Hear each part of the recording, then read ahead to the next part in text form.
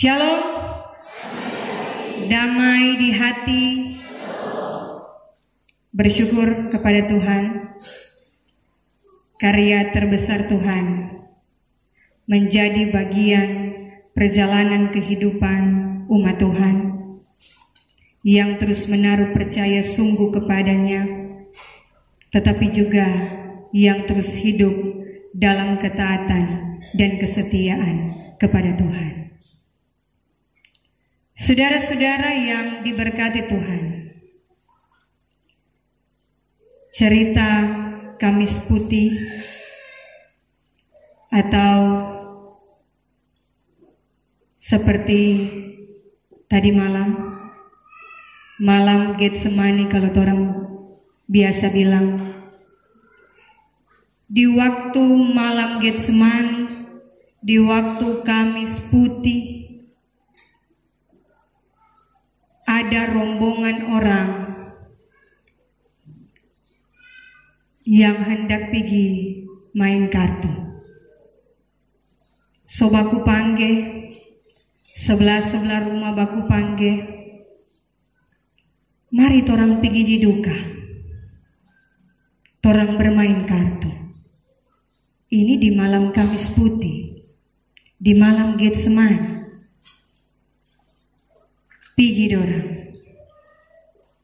Sementara berjalan, kage itu omba pangge, weh, mau pi mana ngoni? Mau pi bakocok dulu.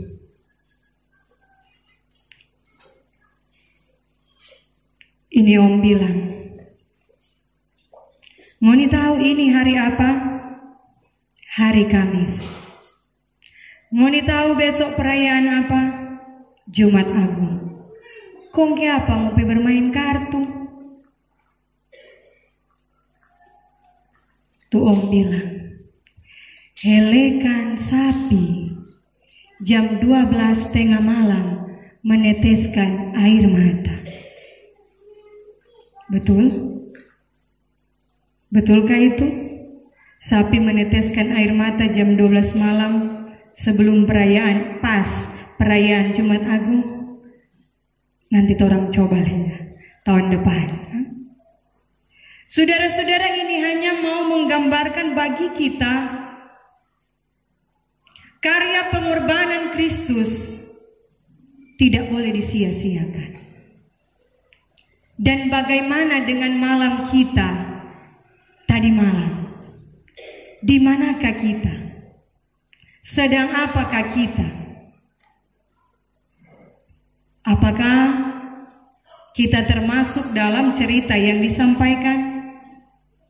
Atau kita ada di tempat lain, tapi dalam kehidupan dosa? Ataukah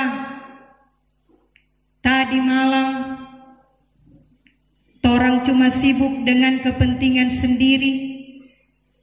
Padahal malam Getsemani memberi pemahaman bagi kita adalah malam kita berdoa. Seperti yang kita baca. Ketika Tuhan Yesus sedang berdoa, dia lihat DP murid-murid, dia pesan, berjaga-jagalah dan berdoalah. Maka orang pun harus melakukan hal yang demikian. Bagaimana malam kita? Baik? Memuliakan Tuhankah? Kita akan bertekad hari-hari hidup kita harus menjadi berkat. Hari-hari hidup kita harus mempermuliakan Tuhan. Saudara-saudara yang diberkati Tuhan, peristiwa yang kita peringati saat ini merupakan peristiwa yang besar, peristiwa yang agung, peristiwa yang mulia. Karena Kristus mengorbankan kehidupannya, mati di kayu salib untuk kita manusia. Mengapa dikatakan peristiwa Jumat Agung adalah peristiwa yang mulia, peristiwa yang agung? Karena ketika Yesus hendak menyerahkan nyawanya, sedangkan alam semesta gelap gulita, harusnya pun hati kita seperti itu. Bukan berarti tidak ada lagi pengharapan dalam hidup kita, tetapi memaknai pengorbanan Kristus dalam hidup yang kita jalani. Tabir bait suci terbelah dua, karena bait suci inilah yang membuat Yesus harus disalibkan. Imam besar Kayafas merasa tersaingi dengan adanya Yesus dalam pelayanannya. Dia putar otak bagaimana cara. Karena kalau orang semakin banyak percaya kepada Yesus, maka semua sedikit itu datang di bait suci untuk mengagungkan Dia. Karena di dalam bait suci terbagi dua, tempat kudus dan tempat maha kudus. Orang-orang pada waktu itu cuma boleh sampai di tempat kudus, boleh sampai di tempat maha kudus. Kalau tempat maha kudus itu hanya boleh imam besar. Sehingga untuk mempersembahkan segala sesuatu harus melalui imam besar, harus melalui imam. Tidak boleh umat langsung bawa persembahan, tidak. Karena itu merasa tersaingi dengan pelayanan Yesus. Kage-kage ini orang somo iko pa Yesus, kongsonya ndak ada tuh mau datang di bait suci untuk mempersembahkan. Dia jaga dia pe kekuasaan.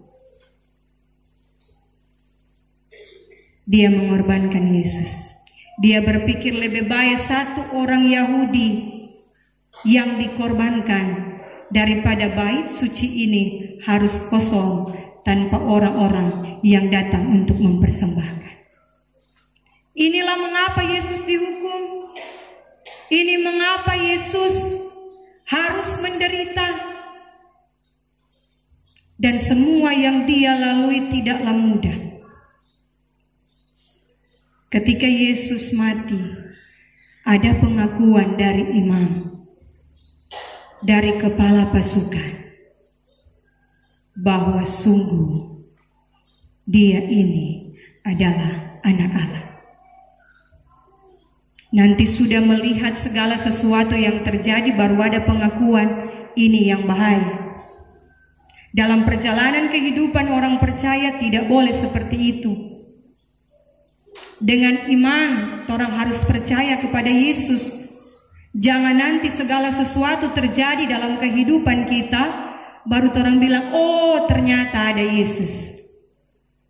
Waktu sehat, waktu kuat, demo datang di ibadah susah. Waktu sehat, waktu kuat, penatua diaken setengah mati cari-cari, panggil for ibadah. Tetapi ketika ada dalam penderitaan, sakit sekalipun, baru bilang ternyata kita mesti cari Tuhan. Ada Tuhan, kuasa tak terbatas. Kita belajar, selama Tuhan beri orang semua hidup, maka sehat, sakit, kita harus mempermuliakan Tuhan.